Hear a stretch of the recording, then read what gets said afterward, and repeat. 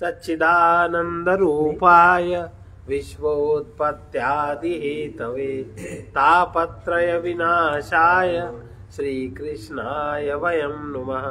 चैतन्यं शाश्वतं शान्तं व्योमातीतं निरञ्जनं नादबिन्दुकलातीतं तस्मै श्रीगुरुवे नमः। देवी प्रपन्नार्ति हरे प्रसीद प्रसीद मातर् जगतोऽखिलस्य प्रसीद विश्वेश्वरि पाहि विश्वं त्वमीश्वरी देवी चराचरस्य। कल हम लोगों ने देखा कि अभिधान माने वाचक, कल जागृत अवस्था, आकार और जो वैश्वानर सब में इसको जो जानता है, वाचक और वाच्य, अभिधान और अभिधेय की एकता जो कही जा चुकी है, जो आदिमत, जिसमें आदि माने प्रथमता, पहले जिसको आदिमत कहते हैं, जिस प्रकार आकार नामक अक्षर आदिमान है तो उसको आदि मानना ये आदिमत है। इस मत को कोई भी खंडित नहीं कर सकता। और उसी प्रकार वैश्वानर भी आदिमान है। वैश्वानर अग्नि, उसी समानता के कारण वैश्वानर की आकार रूप, वैश्वानर आकार रूप है। उनकी एकता जानने वाले के लिए, इनकी जो एकता जानता है उसका फल ये है कि जो पुरुष ऐसा जानता है, इस उपर्युक्त एकत्व को जो जानने वाला है वो समस्त कामनाओं को प्राप्त कर लेता है। कोई भी कामना उसकी फिर शेष नहीं रहती। तथा महापुरुषों में आदि माने वो प्रथम माना जाता है। महापुरुषों में उसका सामान्य लोगों में सम्मान नहीं होता, उसका सत्पुरुषों में सम्मान होता है। महान लोग उसको सम्मानित करते हैं। अब ये वैश्वानर कैसे जाना जाए? ये जो आदिमत है, आकार है, वैश्वानर को जानने के लिए, वैश्वानर के उपयोग करने के लिए, उपयोग तो बहुत हम वैश्वानर की अग्नि का उपयोग बहुत थोड़ा करते हैं, क्योंकि वो जो अग्नि जब बढ़ती है शरीर में तो हम लोग जानते नहीं, क्योंकि इसका जो आकार और वैश्वानर और जागृत अवस्था, इन तीनों की एकता पता नहीं। जागृत अवस्था में भी ऐसी ऐसी कल्पनाएं सोचते रहते, पता ही नहीं वैश्वानर किस प्रकार काम कर रहा, कुछ भी पता नहीं। ना हम उस चीज को अपने में बढ़ा पाते। उसको बढ़ाने केवल दो ही साधन है, प्राणायाम और ब्रह्मचर्य का पालन। और अगर ये दो चीजों में कमी रही, और कमी तो होती ही है, इसलिए इस बात को कोई जान नहीं पाता। अब दूसरा है उकार और तेजस का तादात्म्य किस प्रकार है। जो ओंकार की जो उकार मात्रा है और जो सूक्ष्म शरीर, ये दोनों किस प्रकार से एक है।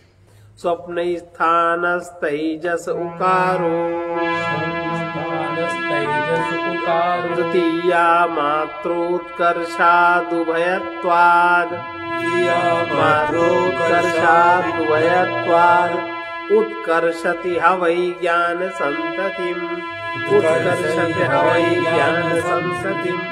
समानश्च भवति नास्या ब्रह्मवित्कुले भवति यावेवं वेद। नास्या ब्रह्मवित्कुले भवति एवं वेद।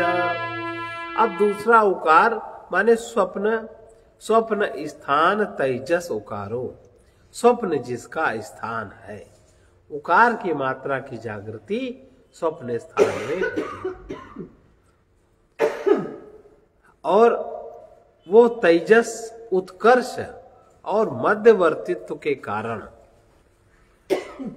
उत्कर्ष माने जागृत अवस्था से ऊपर की अवस्था है, मध्यवर्तित्व सुषुप्ति अवस्था और जागृत अवस्था के बीच में है।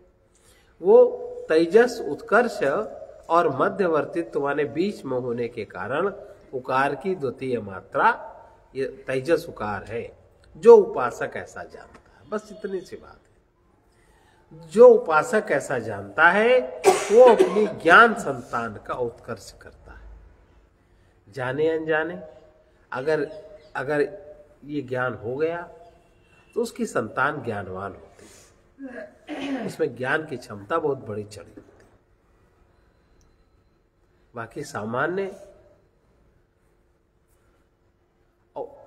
जाने अनजाने किसी भी प्रकार से अगर माता पिता इस तरह की उपासनाओं से बन जाती है तो उनकी संतान ज्ञानवान होती है और दूसरा कोई वजह नहीं। ज्ञान संतान का उत्कर्ष करता है।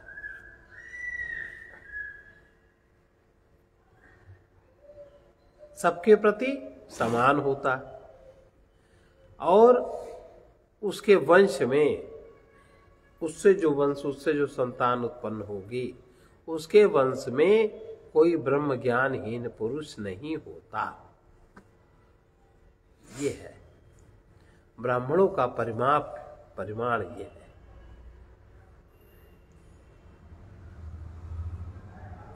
अब ये सब बात कोई पता ही नहीं। स्वप्न जिसका स्थान है, यह तेजस उत्कर्ष और मध्यवर्तित्व के कारण, अब इसमें क्या है, जो तेजस के प्रति जागृत हो जाएगा, बस इतनी सी बात है। जागृत अवस्था में जो जागृत हो जाए, तेजस अवस्था सूक्ष्म स्वप्न अवस्था में जो जागृत हो जाए, इतना ही काम अपने आप को करना है, फिर बाकी काम प्रकृति से होता है। स्वप्न जिसका स्थान है वो तेजस उत्कर्ष और मध्यवर्तित्व के कारण ओंकार की द्वितीय मात्रा उकार है। जो उपासक ऐसा जानता है, केवल इतनी सी बात है, वो अपनी ज्ञान संतान का उत्कर्ष करता है। सबके प्रति समानता उसमें आ जाती है, सबके प्रति वो समान होता है और उसके वंश में कोई ब्रह्म ज्ञानहीन पुरुष नहीं होता। जो स्वप्न स्थान वाला तेजस है, माने जिसमें तेजस तेज तत्व जिसमें जाग जाता है, जिसका तेज बढ़ जाता। तेज तत्व कैसे बढ़ता? प्राणायाम और ब्रह्मचर्य से वैश्वानर अग्नि बढ़ता है, उससे आप में तेज बढ़ता है। ये दो चीज, ब्रह्मचर्य से। और ब्रह्म का सर्वोपरि गुण क्या है? आर्जवम, सरलता, साहज, हर जगह है ना, फिर भी अपने को व्यक्त नहीं करता। तो ये गुण जिसमें आ जाता है, जिसका जड़ता, जिद्दपना, तामसिकता जिसकी एकदम समाप्त हो जाती है। तो ये जो स्वप्न स्थान वाला तेजस है, तो उसमें जागृत स्थान वाला जितना ज्यादा वैश्वानर बढ़ता है, उतना ज्यादा स्वप्न स्थान वाला तेजस बढ़ता है। उसमें उतनी जागृत होती है, क्रम है। वो ओंकार की दूसरी मात्रा उकार है। किस समानता के कारण दूसरी मात्रा है? इस पर कहते हैं उत्कर्ष के कारण। ये ऊपर की ओर, उत्कर्ष ऊपर की ओर जाती है, इससे इसका प्रवाह नीचे की ओर नहीं होता, इसका प्रवाह ऊपर की ओर, उत्कर्ष के कारण। और जिस प्रकार आकार से उकार उत्कृष्ट सा है, आकार फिर उकार, आकार से उकार ऊपर है, उत्कर्ष सा है, अथवा मध्यवर्तित्व के कारण उन दोनों में समानता है। जिस प्रकार उकार आकार के और मकार के मध्य में स्थित है, उकार आकार और मकार के मध्य में स्थित है, मध्यवर्तित्व है, उसी प्रकार विश्व प्राग के मध्य में तेजस है। विश्व माने जागृत अवस्था, आकार मात्रा और वैश्वानर अग्नि, ये और प्राग्ञ, इन दोनों के बीच में प्राग्ञ के मध्य में तेजस है। अतः उभय पर स्वरूप समानता के कारण भी उसमें अभिन्नता है। अब इस प्रकार के जानने वाला जो इस प्रकार जानता है, इसमें जो जानने की चेष्टा करता, जो ये बात जानता है, उसका फल क्या है? उसका फल ये कहा जाता है, जो इस प्रकार जानता है वो ज्ञान संतति अर्थात विज्ञान संतान का उत्कर्ष है, यानी वृद्धि करता है। वो प्रकृति में, सृष्टि में उसी के द्वारा ज्ञान संतान का उत्कर्ष होता है। ये संतान को शुरू से ही जिसमें ज्ञान क्षमता जागृत होती है, ये समझ अगर हो जाए किसी भी तरह से, तो ऐसी संतानें उत्पन्न होती हैं। क्योंकि सीधे से ब्रह्मचर्य से कोई कहाँ जाएगा, सीधे वो ब्रह्मरंध्र में वो शक्ति अटैक करेगी। आपका अंतःकरण आर्जव बहुत सरल बन जाएगा। इस बातों को आप समझ लेंगे तो इस प्रकार जो जानता है वो ज्ञान संतति विज्ञान संतान का उत्कर्ष यानी वो वृद्धि करता है। संतान में ज्ञान की वृद्धि उसके होती है, सबके प्रति समान तुल्य होता है, सबके प्रति समान होता है, अर्थात मित्र पक्ष के समान, शत्रु पक्ष के समान। उसमें द्वेष नहीं होता, राग द्वेष से रहित होता, अद्वेष होता है, समान हो जाता है। और तथा उसके कुल में वो जो व्यक्ति है जो ये बात जानता है वो समान तुल्य होता है, तथा उसके कुल में कोई ब्रह्म ज्ञानहीन पुरुष नहीं होता। ये परमात्मा का आशीर्वाद, इसलिए कुल की परंपरा थी। अपने यहाँ कुल देखा जाता था। अब आजकल कुल में क्या देखोगे, आजकल का कुल क्या देखोगे भाई? जो कुल गोत्र की परंपरा थी वो इस कारण थी।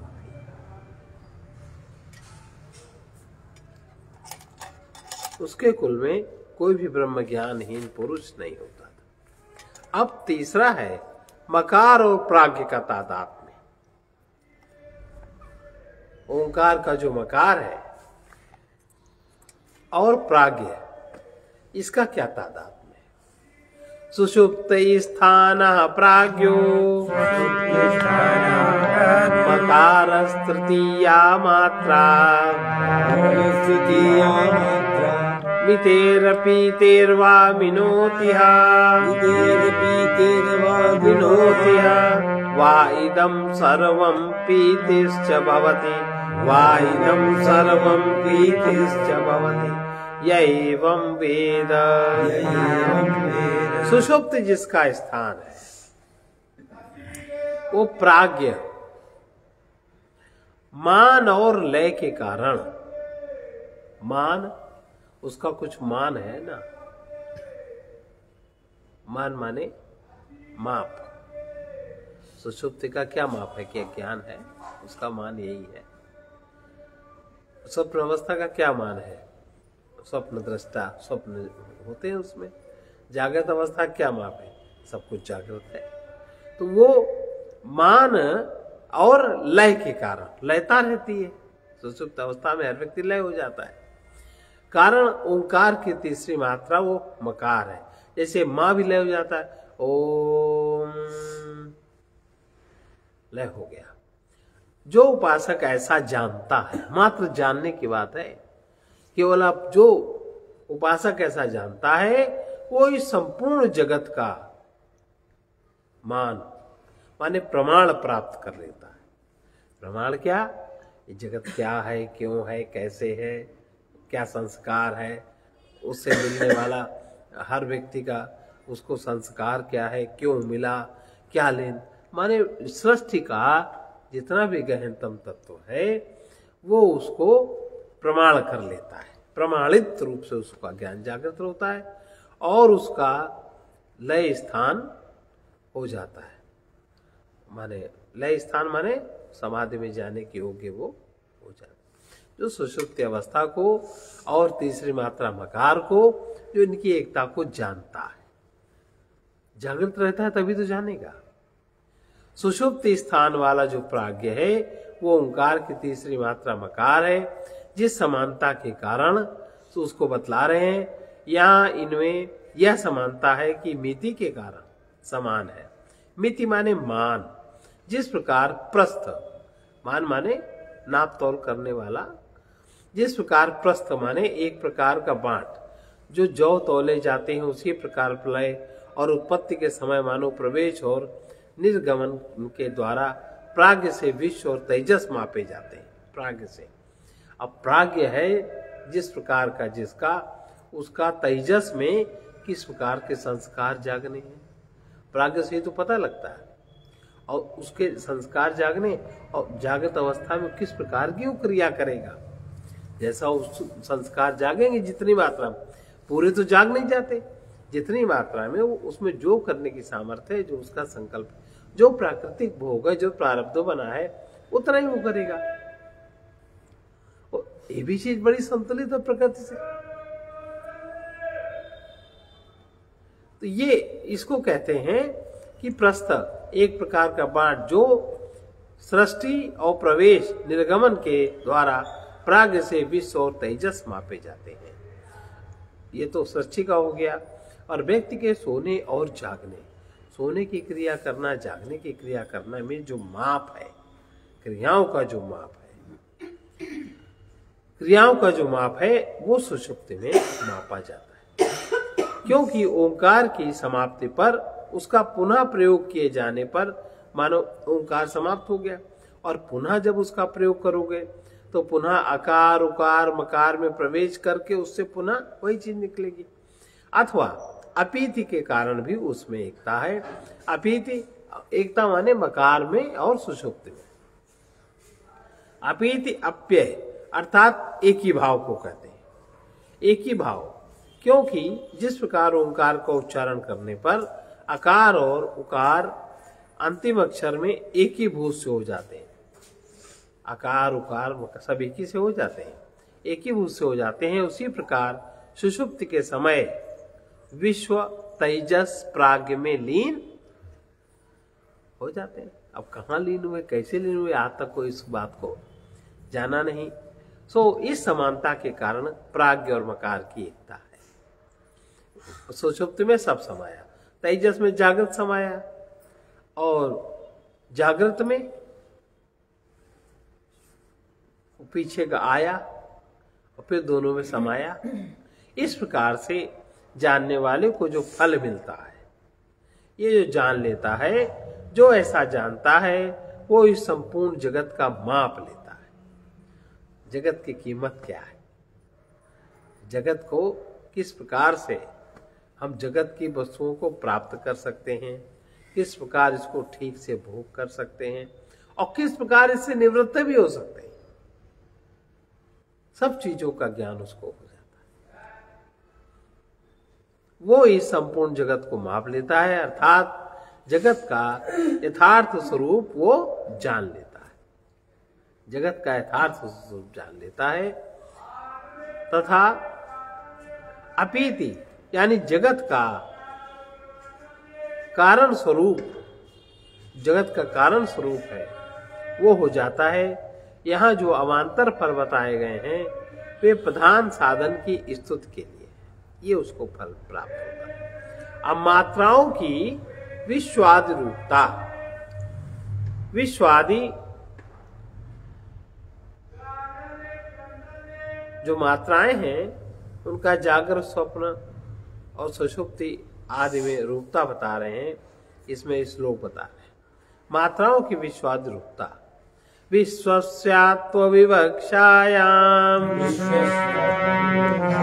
आदि सामान्यमुत्कटम्, आदि सामान्यमुत्कटम् मात्रा संप्रतिपत्तौ स्यात्, मात्रा संप्रतिपत्तौ स्यात् आप्ति सामान्यमेव च, आप्ति सामान्यमेव च विश्वस्यात् विवक्षायाम्, विश्वस्यात् विवक्षायाम् मादि सामान्यमुत्कटम्, मादि सामान्यमुत्कटम् मात्रा संप्रतिपत्तौ, मात्रा संप्रतिपत्तौ स्यादाप्ति सामान्यमेव च, स्यादाप्ति सामान्यमेव। अच्छा, और हम लोग जैसे आजकल जिस प्रकार के साधन प्रचलित हैं, तो आजकल ये सब सोचते हैं कि हम ऐसा करेंगे, और हम जैसे भगवान से प्रार्थना करते, प्रार्थना भी तो करना नहीं आता, हृदय तो प्रार्थित हो नहीं पाता, दूसरे के रचे हुए शब्द, रचे हुए ज्ञान से वो सब करते हैं। तो उससे सबसे सोचते हैं कि ऐसे हो जाएगा, तो ऐसे सब नहीं होता। उसका एक विज्ञान है, और मोटा सा विज्ञान है कि जागो। कैसे जागो? जागृत अवस्था में जागो, फिर स्वप्न अवस्था में, अवस्थाएं नहीं होंगी ऐसा नहीं है, फिर स्वप्न अवस्था में जागो, फिर सुषुप्ति अवस्था में जागो। अब जागो काहे से? कौन सी निद्रा है? मोह की निद्रा है। निद्रा काहे की है? मोह की निद्रा है। इसलिए उस निद्रा से जागो। उस निद्रा से अगर जाग गए, अगर हमने अपनी कल्पनाओं का प्रयोग करना बंद कर दिया, अहंकार हमारा क्षीण हो गया, बस वहीं से काम बन गया। जैसे क्या था पहले में, क्या चीज है जो परसों कहा गया था? परसों क्या, कौन सा शब्द था वो?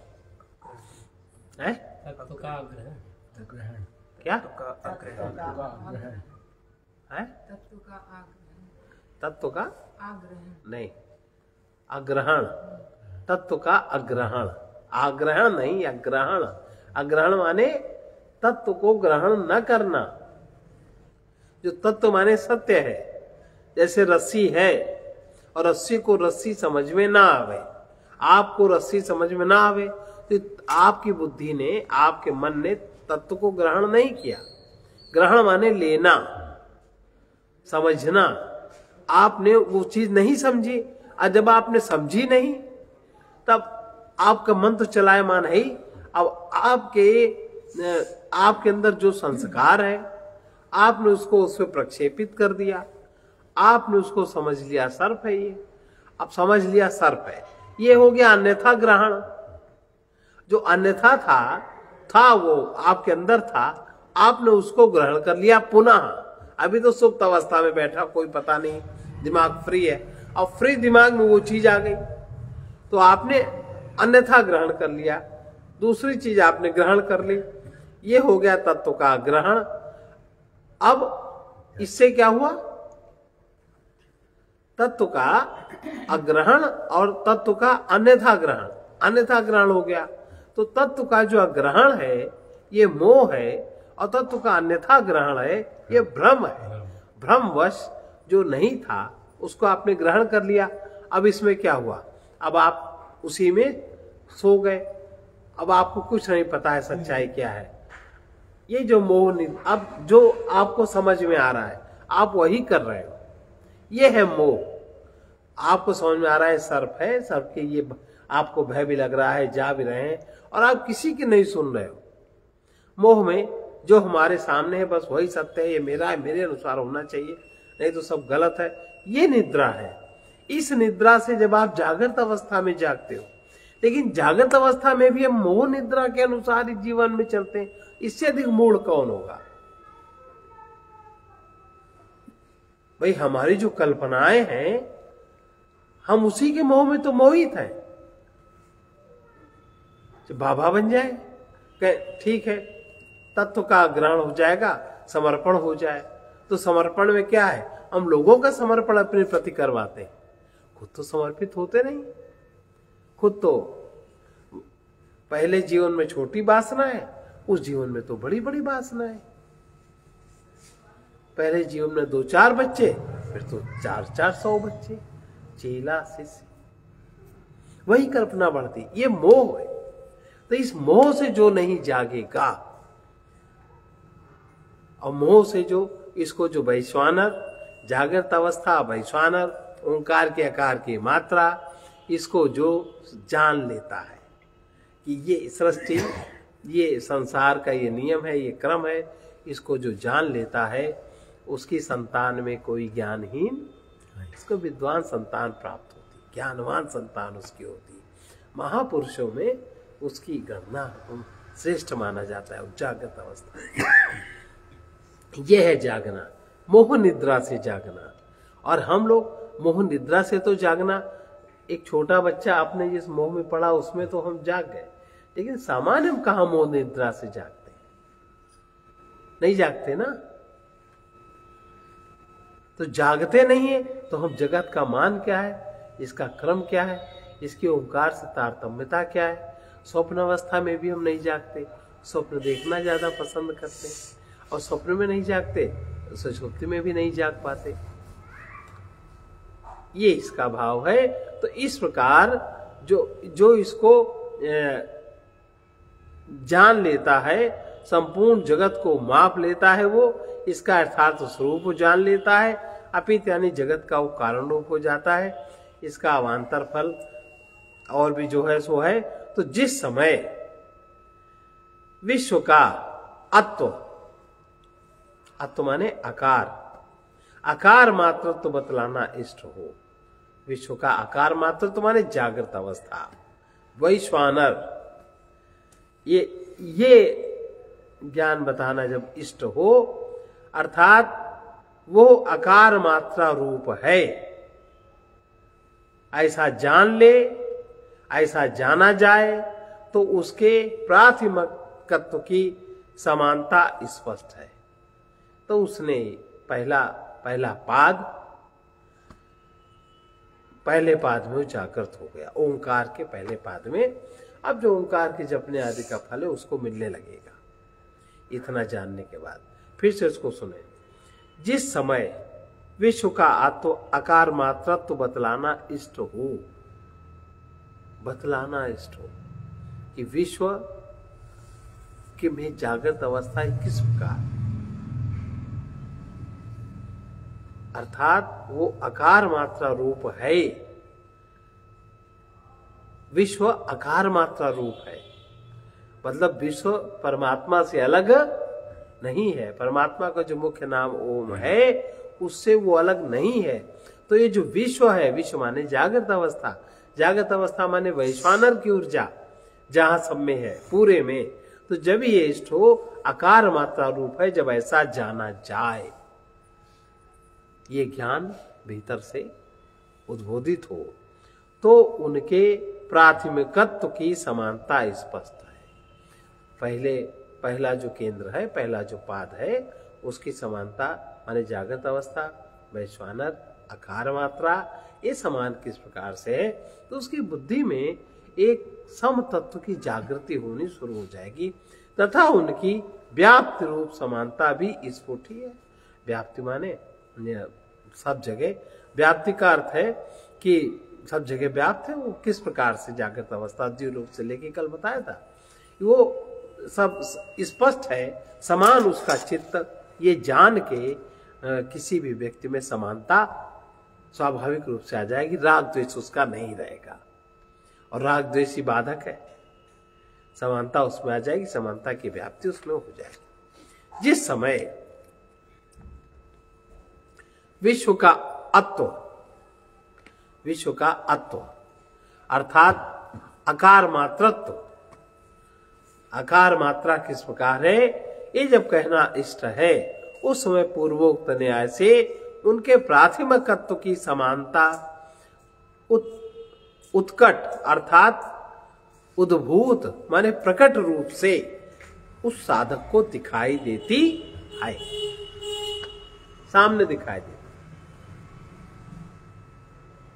उसको अब उसको कहां मोह रहेगा।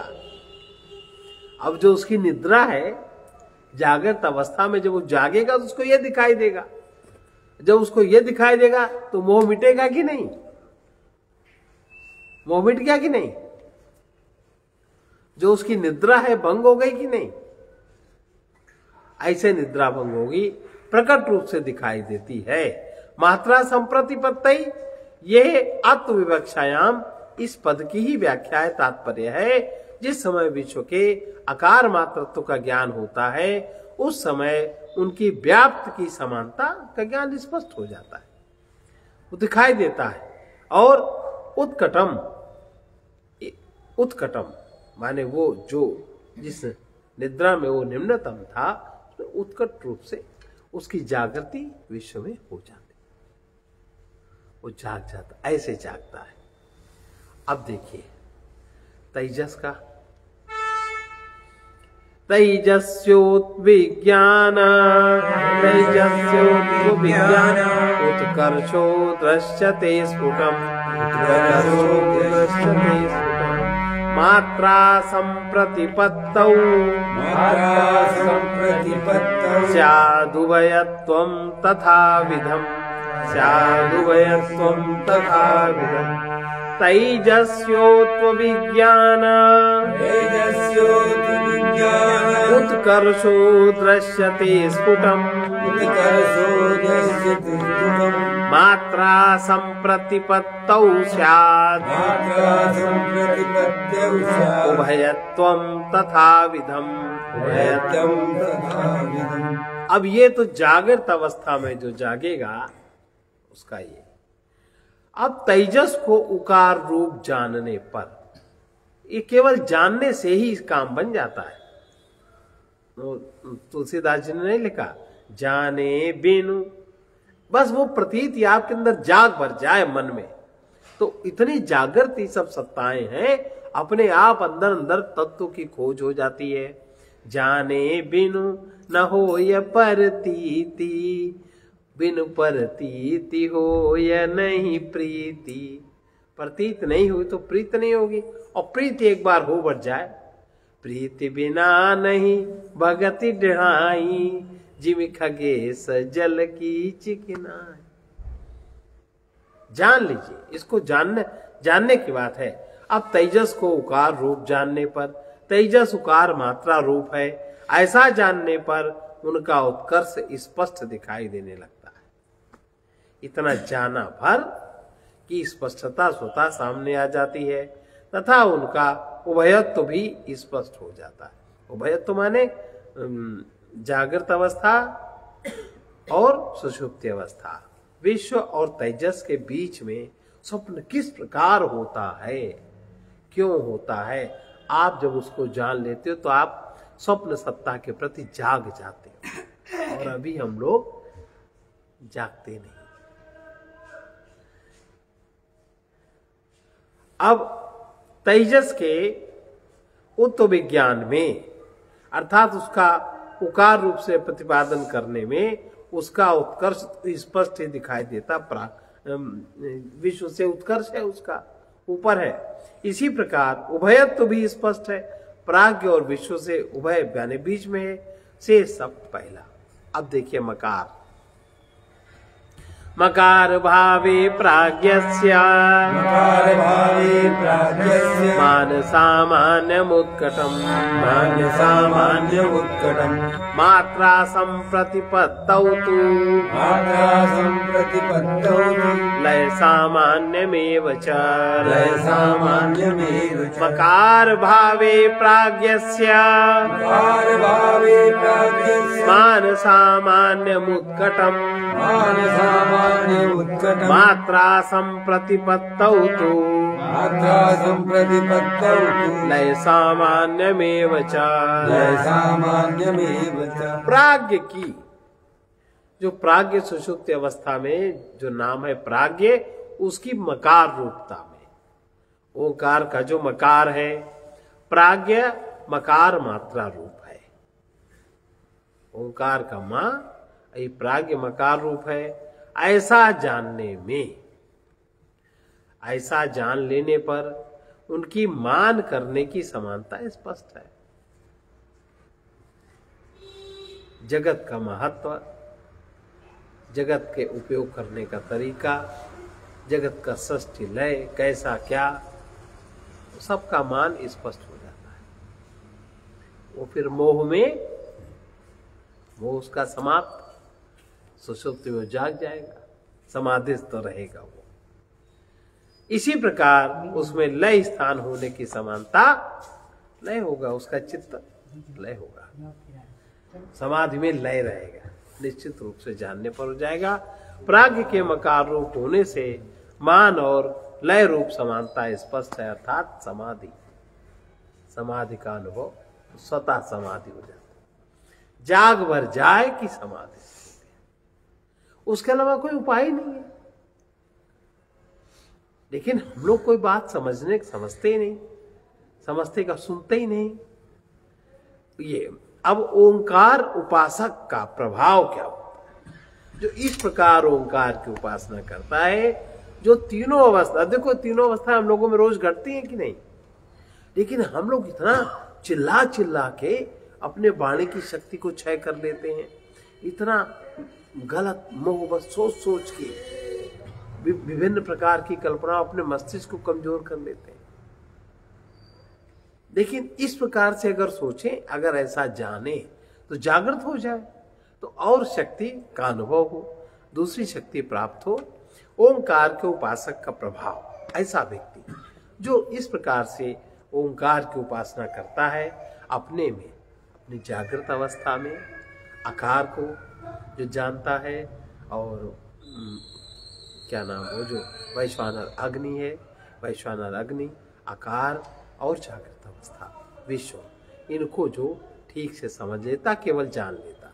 इसी प्रकार से उकार को और तेजस को और उसके जो स्वप्न अवस्था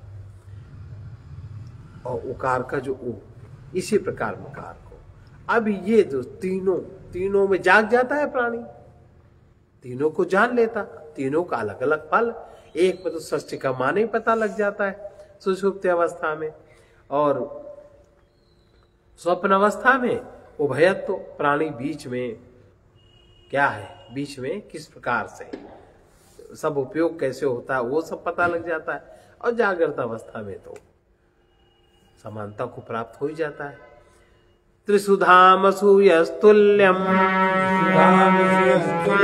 सामान्यं वेत्ति निश्चितः, सामान्यं वेत्ति निश्चितः, स पूज्या सर्वभूतानां, स पूज्या सर्वभूतानां, बन्धश्चैव महामुनिः, बन्धश्चैव महामुनिः। त्रिसुधामसूयस्तुल्यं सामान्यं वेत्ति निश्चितः, सामान्यं वेत्ति निश्चितः, स पूज्यः सर्वभूतानां, बन्धश्चैव महामुनिः, बन्धश्चैव महामुनिः। जो पुरुष तीनों स्थानों में, जो तीन स्थान, जागृत अवस्था आकार, स्वप्न अवस्था उकार, सुषुप्ति अवस्था मकार, जागृत अवस्था विश्व, स्वप्न अवस्था तेजस, सुषुप्ति अवस्था प्राज्ञ, इन तीनों अवस्थाओं में बतलाई गई तुल्यता तथा समानता को, तीनों एक प्रकार से कैसे तुल्य हैं, कैसे समान है, ऐसा निश्चय पूर्वक जानता हूं, बुद्धि से निश्चय उसका बुद्धि में यही सत्य है, यह दृष्टम तन्नष्टम, और मैं जो भी है सामने में देखने की क्षमता रखता हूं। ऐसा जिसको ज्ञान हो जाता है, ऐसा जो जानता है, वही महामुनि है, और समस्त प्राणियों का पूजनीय और वंदनीय होता है। उसके सामने अगर कुत्ता भी आएगा ना, तो कुत्ता भौंकेगा थोड़ी, उसके सामने उसको देखेगा, वो भी उसमें भी उस समय जागृति आ जाती है।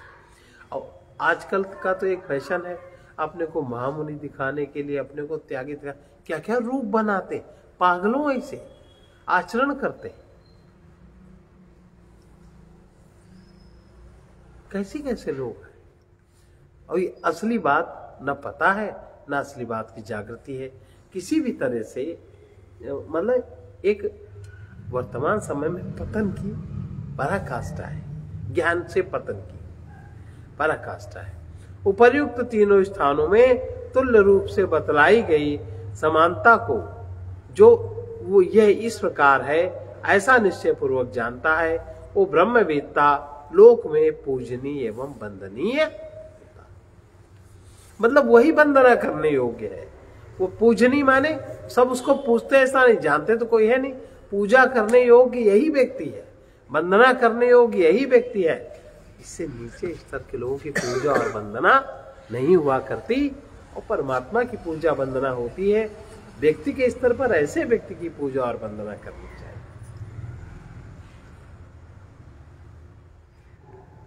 ओंकार की व्यस्तोपासना का फल पूर्वोक्त समानताओं से आत्मा के पादों का मात्राओं के साथ एकत्र करके फिर ओंकार को जानते हुए उसका ध्यान करना चाहिए। ध्यान में सारा विश्व आ गया, सब कुछ आ गया। उसे किस तरह ध्यान, उसका किस प्रकार करें, अकारो नयते विश्वम् अकारो नयते विश्वम् उकारश्चापि तैजसम् उकारश्चापि तैजसम् मकारश्च पुनः प्राज्ञम् मकारस्य पुनः प्राज्ञम् नामात्रे विद्यते गतिः नामात्रे विद्यते गतिः अकारो नयते विश्वम् अकारो नयते विश्वम् उकारश्चापि तैजसम् उकारश्चापि तैजसम् मकारश्च पुनः प्राज्ञम् मकारस्य पुनः प्राज्ञम् नामात्रे विद्यते गतिः नामात्रे विद्यते गतिः। आकार विश्व को प्राप्त करा देता है। आकार की उपासना करने वाला विश्व को प्राप्त होता है। जागृत अवस्था और वैश्वानर अग्नि और आकार ये विश्व को प्राप्त करा देता है। उकार तथा उकार तेजस को प्राप्त करा देता है।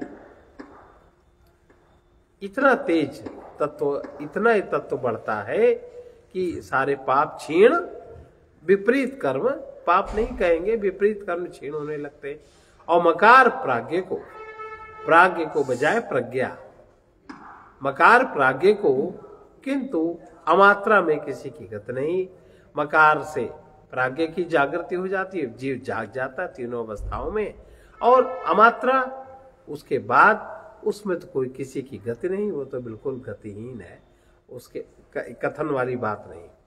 आकार विश्व को प्राप्त करा देता है, अर्थात आकार के आश्रित ओंकार को जानने वाला पुरुष वैश्वानर होता है, अभी जो बताया।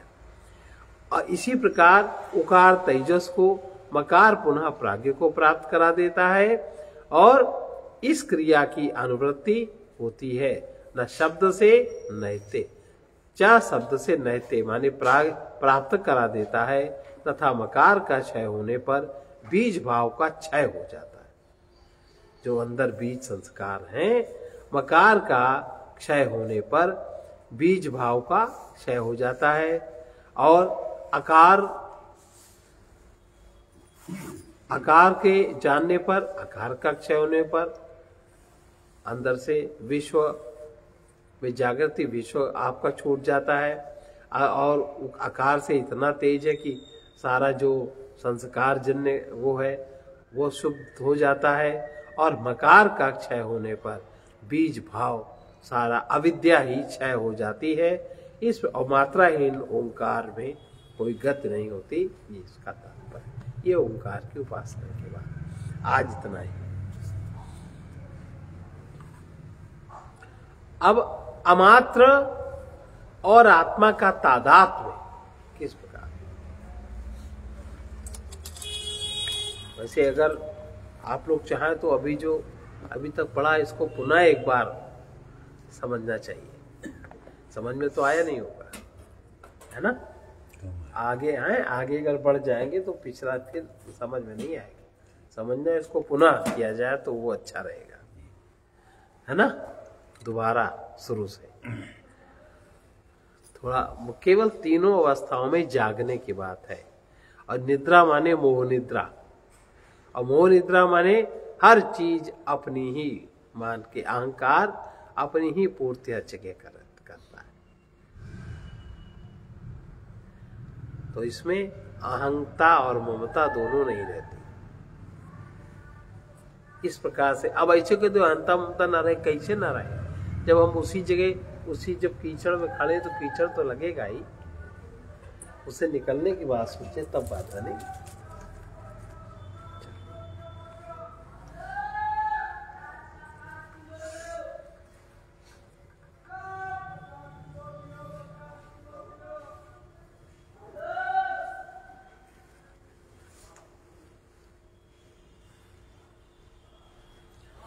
एक ईश्वर के गुण गान गाते चलो, अपने मन को उन्हीं में लगाते चलो।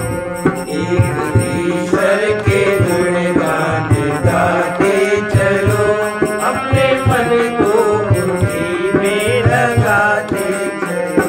जो समय है, अब ये हम लोग क्या खाली समय क्या करें? खाली समय देखना शुरू करो, कौन से विचार आ रहे हैं।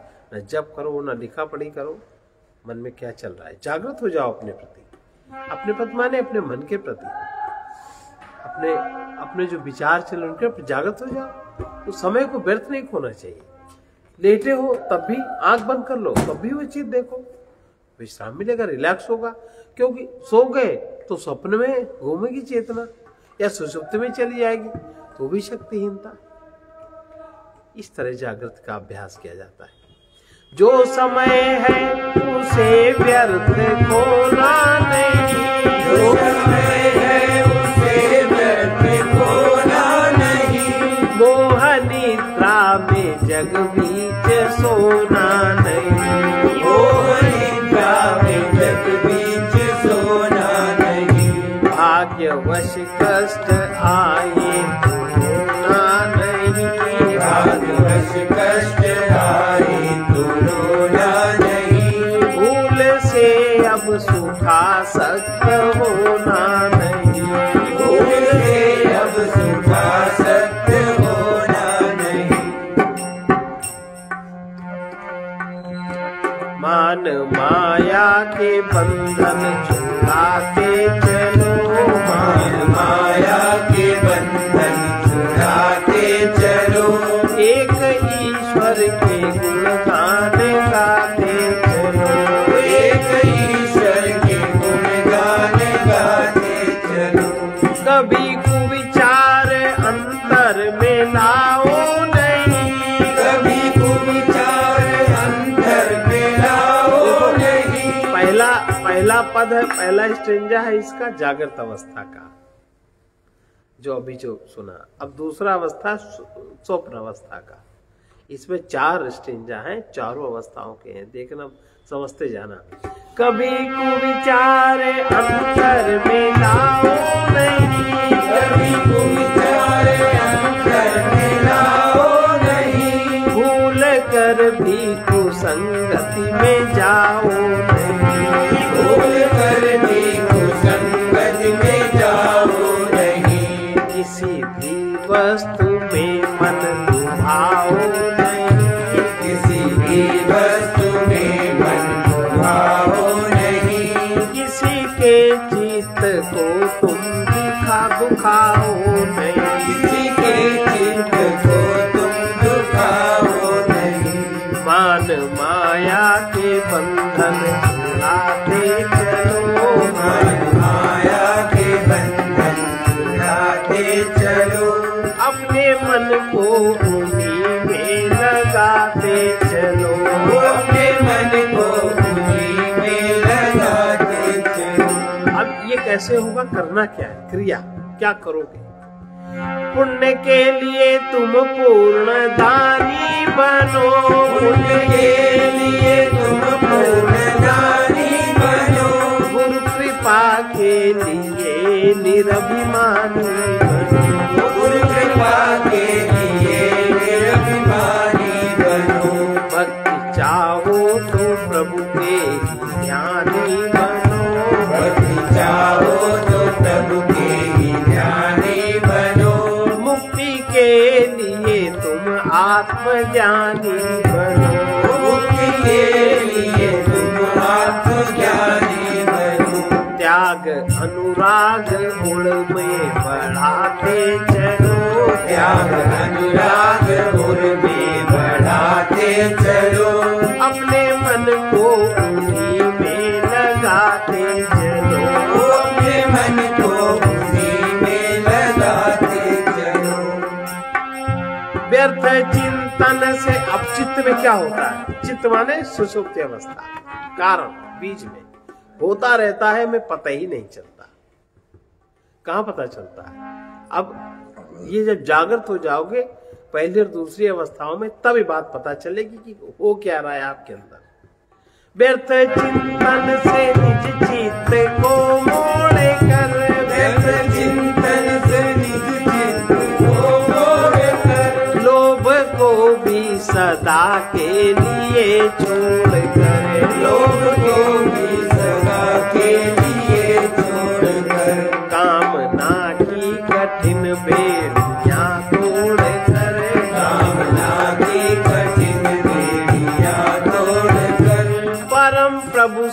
अहंकार को जोड़ कर, परम प्रभु से अहंकार को जोड़ कर, पथिक अपने को प्रभुमय बनाते चलो, अपने को प्रभुमय बनाते चलो, अपने मन को उन्हीं में लगाते चलो, अपने मन को उन्हीं में लगाते चलो, एक ईश्वर के गुणगान गाते चलो, एक ईश्वर के गुणगान गाते चलो, अपने मन को उन्हीं में लगा, अपने मन को उन्हीं में लगाते चलो। अब जैसे इसमें आखिरी लाइन है, पथिक अपने को प्रभुमय बनाते चलो। प्रभुमय आप कैसे बनाओगे? सोचोगे कि प्रभुमय हो जाएगा। अभी जो ये जागृत अवस्था, स्वप्न अवस्था, सुषुप्ति अवस्था में किस प्रकार से प्रभु का पहला पाद, दूसरा पाद, तीसरा पाद, चौथा पाद, इस क्रम से जानने में, समझ में एक परत खुलती जाएगी। उस परत के खुलने के साथ साथ तुम प्रभुमय होते जाओगे, प्रभुमय होते जाओगे। इसमें कोई समय की सीमा नहीं है कि घंटे भर बैठे राम राम राम राम कर लिया, ना ना, समय की सीमा नहीं है।